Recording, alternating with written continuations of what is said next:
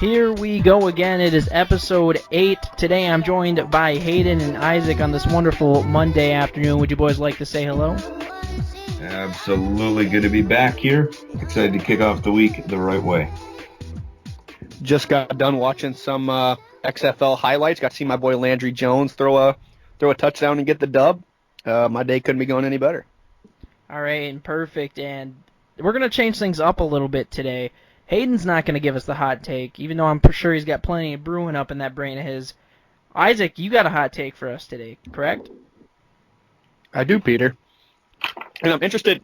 I want you guys. We're gonna kind of combine Hayden's hot take and Isaac's rights and wrongs, because I want you guys to give your opinion. Is this a right take or a wrong take? So I was talking to a gentleman. Believe it was 2 or 3 days ago, and he was talking about how he has a friend that sends him all these takes all these pictures. He's about at the 50-yard line. He's a season ticket holder, I believe, and he takes these pictures of Green Bay Packers, and he sends those pictures to various players that he takes the pictures of. So, there was a picture he was describing of, Clay Matthews running after a sack. So he'll take 2 pictures. He'll give one to the player, and he'll keep one and frame it himself. He'll send one to the player autograph it and keep the other one, And so he said every single player that he sent it to has autographed a picture and has sent it back to him, except for one. Do you guys have a guess on who that one player is? Aaron Rodgers. Aaron Rodgers. Definitely Aaron Rodgers.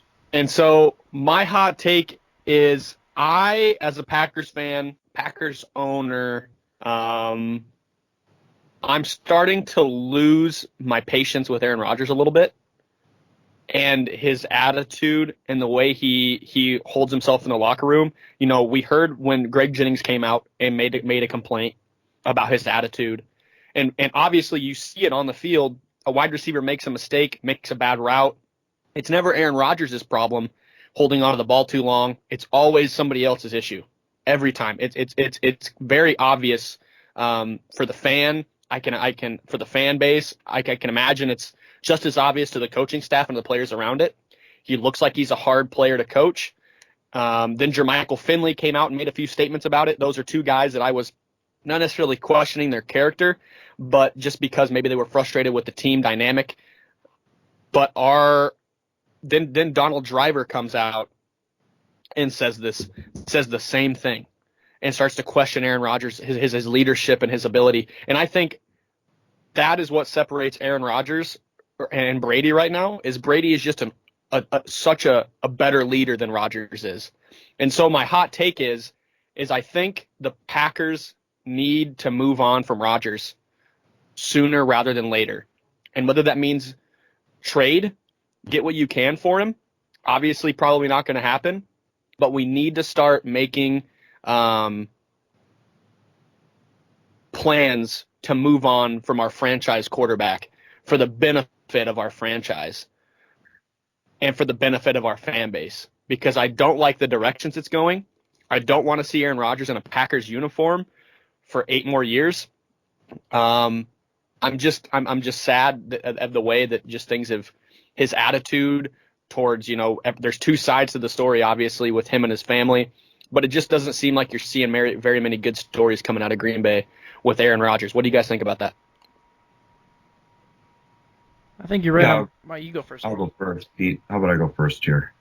I'm a firm believer in getting what you can for somebody. So if that means Aaron Rodgers, maybe not this year, but how many years does he have left? Is it 2 or 3 years left on his extension there?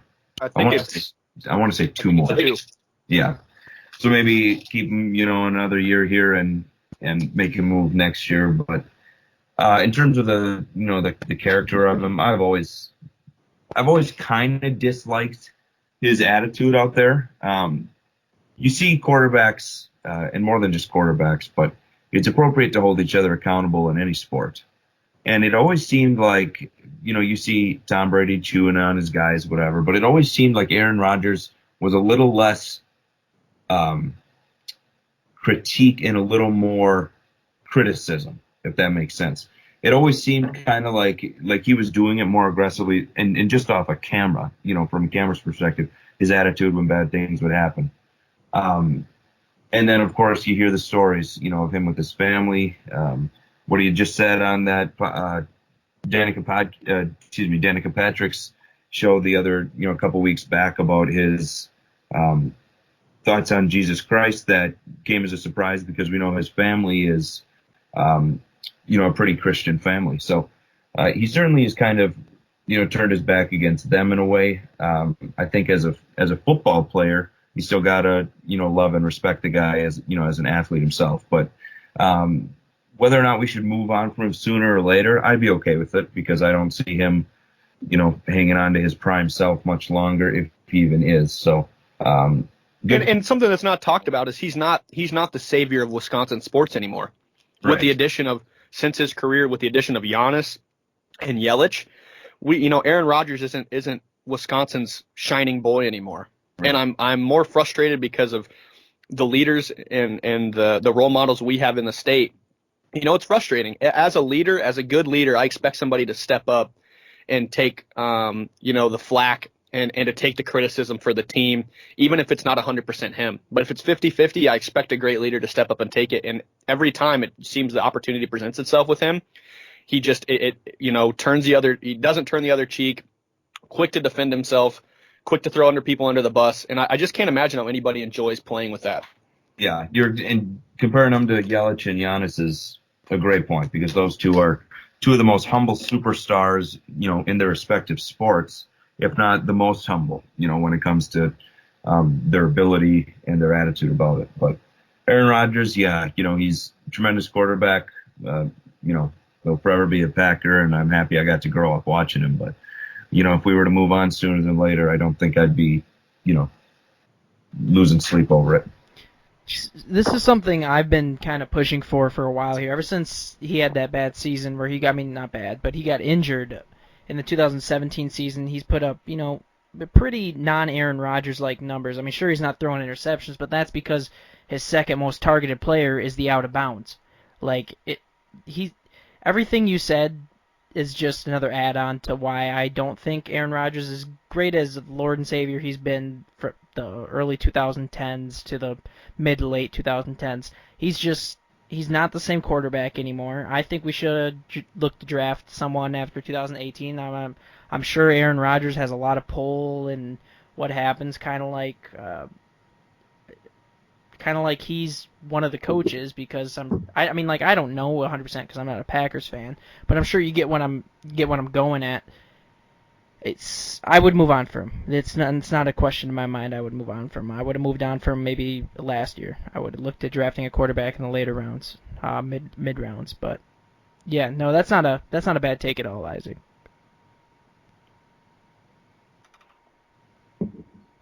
All right, I'll lead us into the next segment here. As Pete and I kind of both went with the right side of Isaac's hot take there, but want to talk a little bit here about some quarterback controversy that we've seen. A little bit of news here and there about the possibility of them, switching teams and kind of the way it could shake out the rest of the league in almost a domino fashion. So I want to talk today, a little bit about my boy Marcus Mariota. My last car was named after him. One of my favorite players. I liked watching him right out of high school at Oregon. And then when he went to Tennessee, I had high hopes, obviously, going number 2 overall. But unfortunately, things aren't looking good. So if Tennessee, I think, makes the wrong decision to move on from him, I would love to see him in Indianapolis. I mentioned this last week, I think, with Tom Brady, if he were to show up there for a year. But I like Indianapolis's roster. They got a great young offensive line. Quentin Nelson, arguably one of the best in the league already. They got a young defense out there. And, let's not forget they still have T.Y. Hilton. So I think it'd be a lot of fun to get a guy like Mariota there. I think he could really change, their entire look. I know that they had a nice season 2 years back, and we were all expecting a good one this year before Andrew Luck retired. But I'd love to see that. And then the next one is Matt Stafford. I would love to see the Lions trade him to the Dolphins for that number 5 pick and I'd like to see the Lions take Tua, and the Dolphins can build around a guy like Stafford. I think the Dolphins, they have 3 first-rounders, 2 second-rounders this year. If they have 2 first-rounders and 2 second-rounders and Matt Stafford, you're going to have a great young group of guys. Nobody's making a lot of money in Miami. So Stafford obviously can, eat some of that salary for him, and I think he could really make the Dolphins almost a relevant team in the AFC East, where other than New England, who we don't know what to expect, that whole division could be pretty weak this year. So those are a couple of mine. What do you got, Pete? I just want to reflect on that real quick. The Matthew Stafford trade, I think that's interesting. That's really interesting. Do you think the Dolphins would trade the number 5 overall for Matthew Stafford? I think they should. I don't know if they would. I really think they should, because I think they're decent enough. I mean, we saw them put up a fairly decent season after starting so poorly, behind none other than Fitzmagic. So I think they got, a nice young group of guys, and, with 4 top 2 round draft picks, even if you do trade him, I think, things could look good for them this year and certainly next, after they have another 4 picks in the first 2 rounds. Okay, interesting. And the Mariota one, I think that'd be another interesting one, because we've never really seen how the Colts have been set up with that type of player like Mariota is, that can run and distribute the ball. Maybe not at the rate Andrew Luck can, but still a dual threat quarterback. I think that'd be interesting. I like both those. So for mine, I'm going to be talking about 2 quarterbacks. One of them is someone who I have a little bit of disgust for, but I understand he just had a bad season, as my fellow podcasters would say.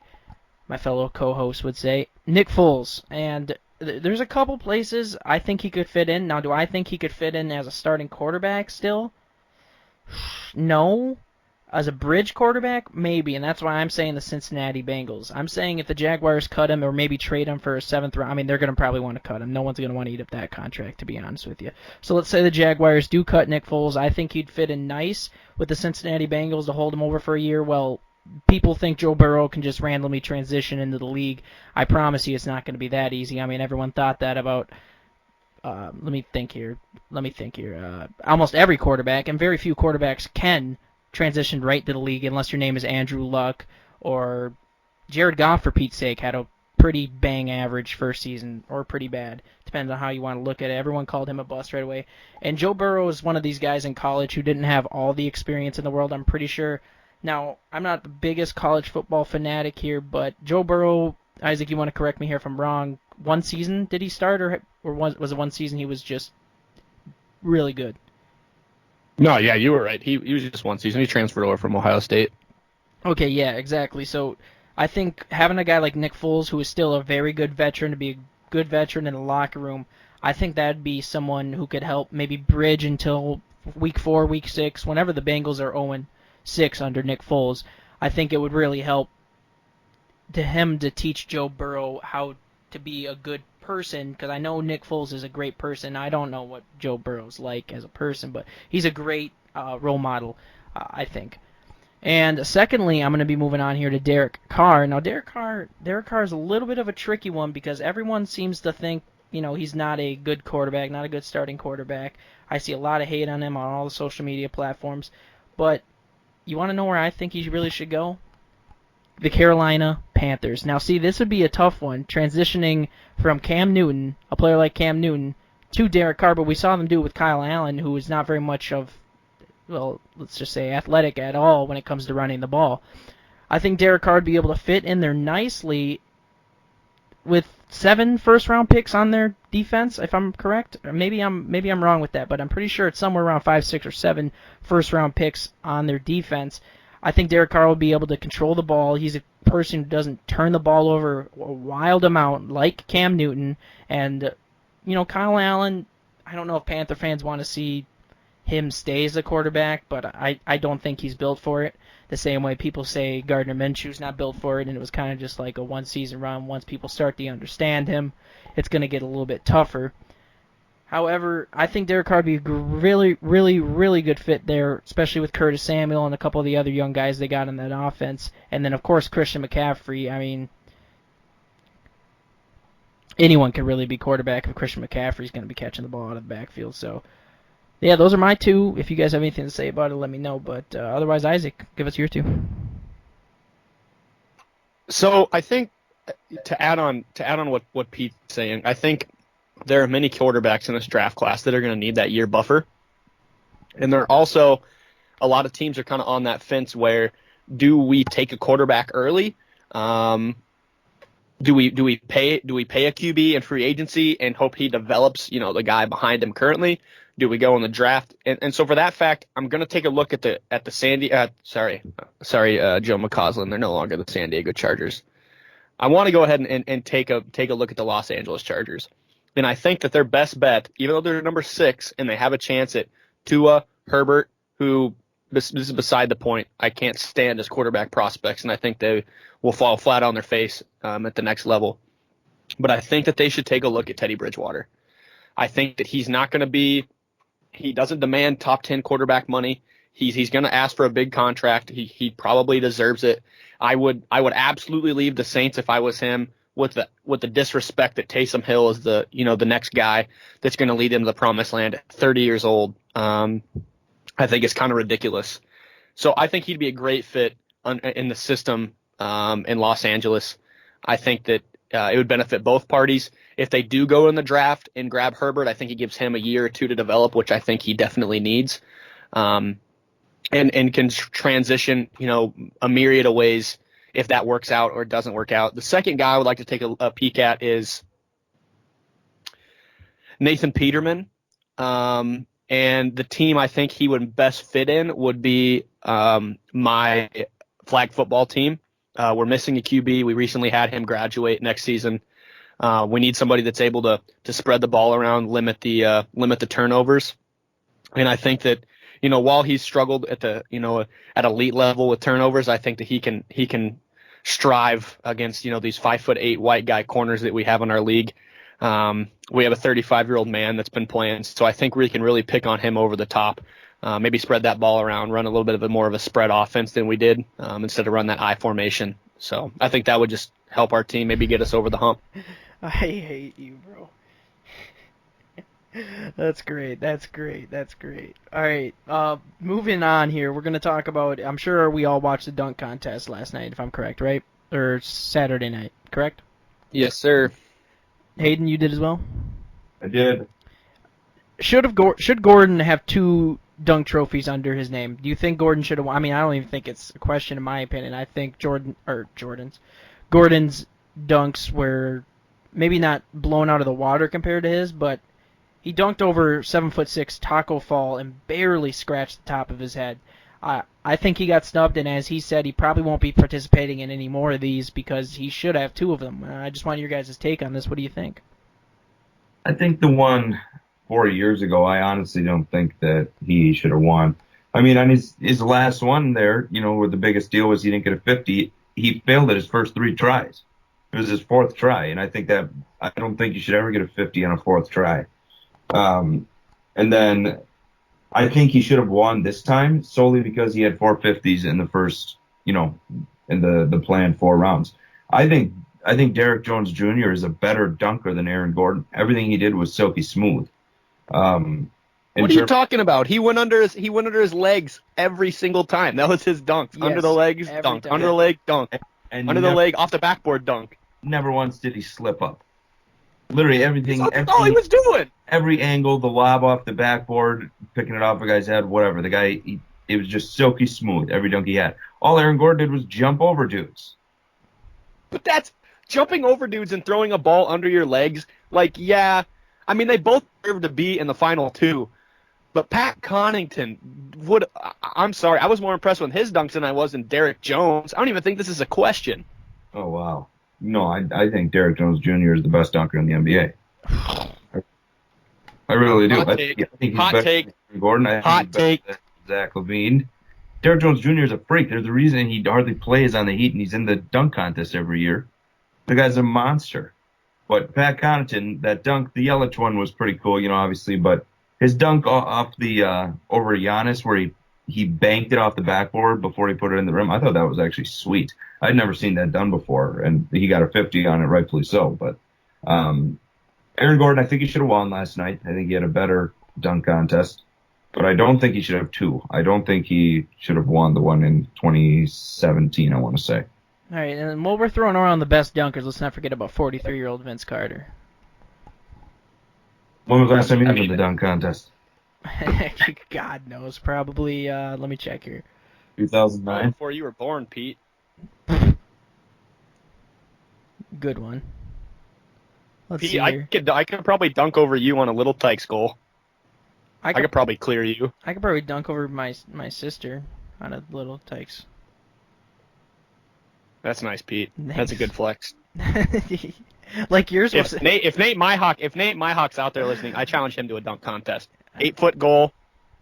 We'll bring in our famous panel of judges. I don't know who that would be yet, but I'll come down to lacrosse and we'll throw the ball around a bit. I'll make sure I get Jack Barry to come do the call with me for the dunk contest as well. That'd be fantastic. Can we get Crow down there too? If you want Crow, we could probably get Crow down there. So.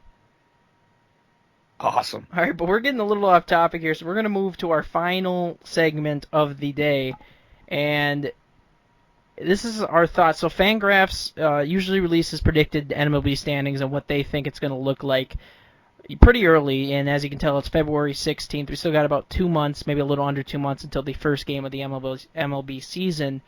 But their first projected standings for 2020 came out, and I got to say, I'm scratching my head a little bit. I think they did a lot of teams dirty. They boosted a lot of teams, maybe not a lot of teams, but one team in particular has a lot of wins on here, which I think are the same team as last year, if not a little better, maybe, but not 91 wins better. And that team I'm talking about is the New York Mets. Now, Hayden, I don't know if you wanted to talk about this one at all, but they have the New York Mets winning the NL East over teams like the Washington Nationals, the Phillies, and the Braves with 91 wins. 91 wins.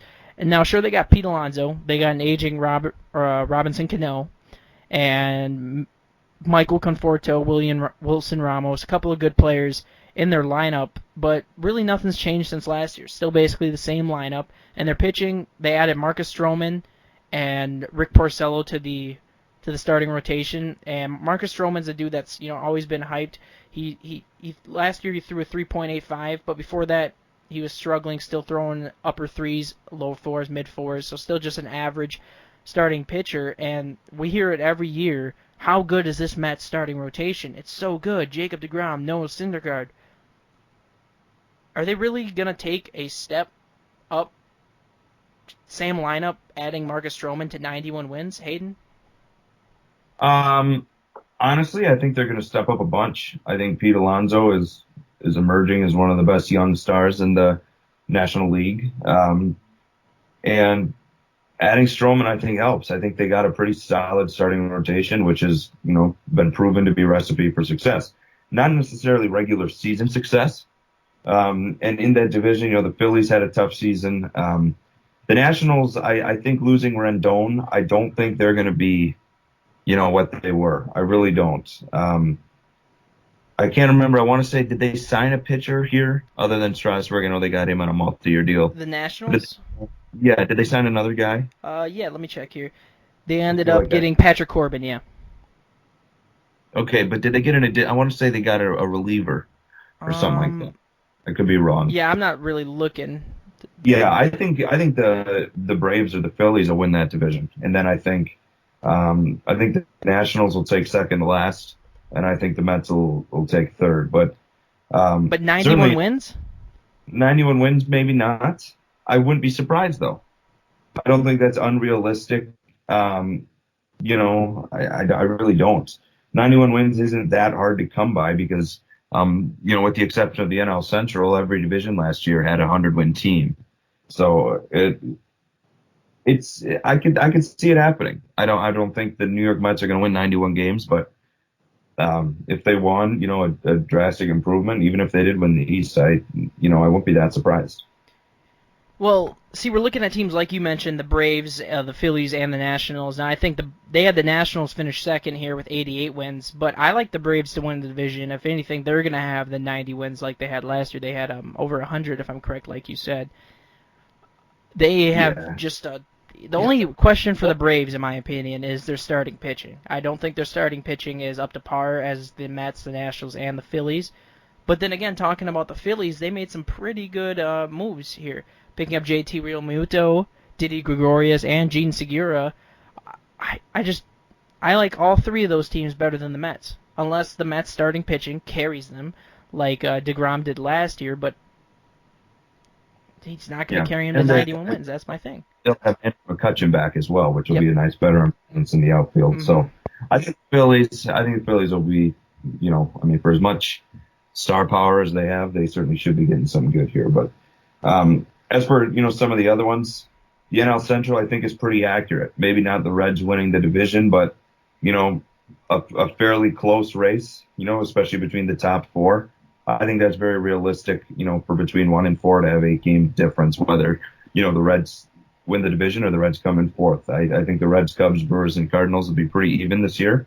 I think, quite honestly, that the Brewers are probably the worst team out of those four, certainly in terms of pitching, starting pitching, for sure. But it'll be interesting, the Reds getting Moose, and I want to say I saw they signed somebody else. I could be wrong, but they weren't horrible last year. The Cubs, they have no reason not to be good. We know that. And the Cardinals obviously are proven to, that they're a quality baseball team as well. That's only going to get better here. So that'll be a fun division, I think, for sure, is the NL Central. But obviously I'd like to see Milwaukee come out on top there, but it certainly will be a close race, I think. See, us not filling the holes the Brewers I'm talking about with starting pitching, I think is going to be a big deciding factor for this division. I like the Brewers and the Cubs kind of as an even team. Maybe the Cubs a little bit better because they have the starting pitching. With the loss of Joe Madden, I'm not saying the Cubs don't have enough firepower to be able to lose such a good manager and make the playoffs. However, the Reds, I wanted to hate their pick of having the Reds win the NL Central with 87 wins. But then I looked at their starting rotation and their lineup predictions, and let me tell you something. They look pretty darn good coming up this year. Joey Votto, Eugenio Suarez, Mike Moustakas, Nick Castellanos, Sonny Gray, Trevor Bauer, just to name a few. They have a pretty good. His name I can't remember. Their big rookie who was pounding the home runs with the unique stance. I can't think of his name. Starts with an A, but Artides Aquino. Yes, he'll be good. Yes, and of course. He'll be a pretty regular presence for him as well. Yeah, they have a lot of firepower. It's a scary home run hitting lineup they have there. I think it's going to be a tight race in the AL Central, and I'm excited for it. Moving on to AL East, I don't think we have problems with this one. They got the Red Sox 85 wins, Rays at 89, Yankees winning the division with 100, Blue Jays at 76, and of course the Baltimore Ravens doing bad like they always do at 61. Any problems there, Hayden? I think that's pretty realistic. Nice. It'll be interesting. I'd like to see the Blue Jays with Craig Biggio and Vlad Guerrero's kid out there. I kind of pull for them because, well, I don't know. They're fun young guys to watch. And then also Danny Jansen, the Appleton West native, is their catcher, who's, I think, going to be a star in the league. So I like the Blue Jays. I really do. But the Red Sox, I cannot imagine having 85 wins. The Tampa Bay Rays, they made it to the ALCS, yes, but I don't see them amounting. I believe, if I remember correctly, in the ALCS that Verlander and Garrett Cole made more than the entire Tampa Bay Rays roster. Yeah, and that's the thing. The Tampa Bay Rays don't have, right. Star power. But who are they going to get? No, I can't see a guy wanting to, let me go to the Tampa Bay Rays in the upcoming years. I think that it's going to take a while for them to kind of groom out. And, they have some nice young guys, but I don't think they'll be up there. I think it'll be the Yankees. And then, honestly, I think the Toronto Blue Jays will take second in the East. Okay, interesting. And moving on to the NL Central's counterpart, they have the rival Minnesota Twins winning the AL Central with 92 wins, the Cleveland Indians with 86, White Sox with 82, Tigers with 67, and Royals with 65. And Isaac, I haven't heard you speak too much on it. I know You don't really like talking baseball the most, but if you have anything to say, don't feel free to throw it out there. Here's the only thing. Here's the only thing I'll say. And I've looked into it, and I think this has nothing to do with the projections. But I am going to be watching the first Houston Astros game, and I hope they have 8 guys warming up in the bullpen so that every pitcher can just beam a batter. Just everybody gets an opportunity. They are just digging themselves in such a deep hole. So I just wanted to bring that up. That's the only thoughts I have on Major League Baseball. I usually don't sit down on the couch to watch a full game, but I will be there for all 9 innings of that one. Perfect. I like the way. And speaking of the AL West, they do have the Astros winning the division with 98. But Hayden, I don't see any mix-up here in the AL Central. I think the Twins win it. Maybe not with 92. I think it'll be a little bit closer between them and the Indians, maybe around 88, 89 for both of them. And then the White Sox going a little above 500, and of course the Tigers and the Royals getting around 65 wins. No problems there? Yeah, I think that's pretty good. I think maybe the White Sox could take a step up there. I'm not sure how I feel about the Indians. They really have kind of been relevant by being, they've been irrelevant by being relevant ever since the World Series in 2016 there. I think they're always up there, but they're never good enough where we actually can, put a little trust in them. So yeah, I could definitely see the White Sox signing a guy like Yaz, if he steps up for them. I believe they signed Yasiel Puig. If he has a nice year, I could see adding some heavy swingers like that could really make a difference for the Chicago White Sox. But I do think the Twins win that division. 92 win speed, I think that's actually not too much of an exaggeration. All right. Well, I guess, yeah, I only have him going for 88, 89. It's not too far under there, but I think that division's going to be a lot tougher because, like you said, I think the White Sox are going to be a fighter for maybe half the season. I do think they don't have the experience to maybe push on to fight for the playoff races when it comes down to the last couple weeks. AL West, this one's interesting. They still have the Astros getting 98 wins, which they still have a loaded lineup, of course, but I wonder how much this controversy is going to affect them. Angels with 88, Athletics 84, Texas Rangers getting 73, and the Mariners rounding it out with 67 wins. I like the Angels this year. I really, really do. I think it's about time Mike Trout steps up and says, you know what? People call me the best baseball player of all time.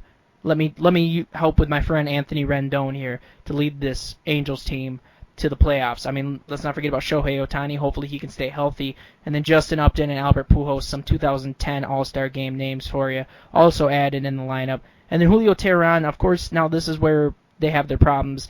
Their starting pitchers have a average ERA of about 4.1. Their projected starting pitchers. So that would probably be where they could improve a little bit. But I like the starting lineup, and I would not be afraid to say they might challenge the Astros more than people think. Yeah, I don't know about that take. I would have agreed with you, Pete, a week ago when we thought Jack Peterson was going to be an Angel. But now that he's still a Dodger.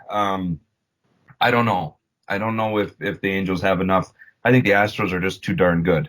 I don't know if they would have won the World Series, that year without the cheating scandal, but they certainly are one of the best teams in terms of, roster talent out there in every way. So it'll be interesting, with their new manager here. I can't remember if they've hired somebody or not. It'll be interesting. Ron Renicky, interim manager, if I'm correct? Ex-Brewers manager? Does that sound right? I believe he's the Red Sox. Red Sox, yes, you're correct. Yeah, my bad. Yeah, but it'll be interesting to see what happens with Houston. I think they're just too good though for the Angels. But I'm waiting on the Angels being the team out west too. I'm excited to watch Mike Trout get in the playoffs and show us what he's made of. But I'm not sure if it'll be this year. Are you saying the Angels could be a wild card team though? Are you throwing that out too, or what? Maybe. I think the Yankees and Astros are for sure's in the AL. No surprise there. And then I honestly think all the other teams are kind of up in the air. However, the other divisions shake out. I think the Twins will be in there again. But other than that, it really is tough for me to tell. I would like to say, that the Blue Jays maybe sneak in at a wild card spot. That would be fun. But again, I believe they were projected third or fourth there on that ranking. I'd just like to see that. But no, it certainly is a chance. I think there's a lot of teams that might I think it could be a good year. And I'm saying this obviously a month before the season, but I think it could be a good year for a lot of tight races and really make for a fun end of the season. Yeah, and the last division we got to talk about real quick before we sign off for this beautiful Monday. The NL West, Los Angeles Dodgers at 102, and then no one within 20 games of them, 20 wins of them. The San Diego Padres at 82, Diamondbacks 80, Rockies 74, and the Giants at 66. I think it's fair to say this is one of those divisions that we already know what's going to happen. Dodgers are just too stacked. I mean, with the addition of Mookie Betts, I can see them maybe eclipsing 110 wins. I don't know what the single season record is for wins in a season, but the Dodgers, I think, have a serious chance to do it this year, especially with the average division that they're playing in.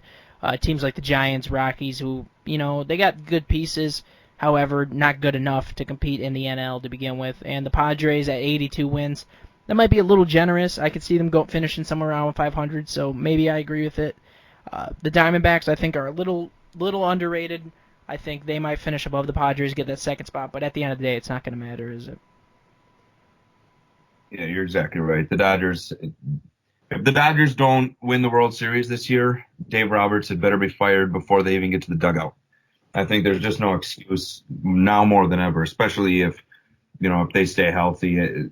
The Dodgers should absolutely win upward of 110, 115, 120 games. They really should. I think that even their bench, their depth is there for, when you are resting your starters out there. I really think the Dodgers have every reason to win 80% of their games. Yeah, I mean, Mookie Betts, Max Muncy, Justin Turner, Cody Bellinger, Corey Seager, A.J. Pollock, and Will Smith and Gavin Lux, of course, is looking... And what? Jock Peterson. Of course, Jock Peterson, which is... do you really think he'll get the start over Cody Bellinger, A.J. Pollock, or Mookie Betts? I think he definitely should over... actually, what I would do is I'd play Bellinger at first base and play Muncy at... Oh, no, that's right, with Lux now. Yeah, I certainly think he's better than Pollock out there. Okay, yeah, now that would be a good argument for another day. But this is a team you'd build if you were playing MLB The Show and you just got into free agency and you're just like, you know what, let's trade for Mookie Betts. Let's go get A.J. Pollock and such. But, yeah, it's just overall such a great team, and I think you're right. If they don't win the World Series, there's something to be said there. But anyways, guys, that's going to wrap up our show. It is Monday, February 17th, and I'm going to be saying goodbye. Hayden, Isaac, would you guys like to say goodbye? Absolutely. Yeah, go ahead, Hayden. You can go first. Well, that's all. It was a pleasure. Can't wait to be back next Wednesday. I just want to say Aaron Gordon did get robbed, and if anybody can make my dad get out of his chair, scream a little bit, make the old man get excited for a dunk contest, I think he deserves 50s for the rest of his life. All right, and there you have it. Once again, I'm apologizing to you, Isaac. We got a little carried away with the Nate Myhawk dunk competition that I actually blew over, that we didn't even go to you for that topic, so I am sorry about that. But anyways, guys, we'll be back with you guys for Wednesday the 19th, and this has been Here We Go Again.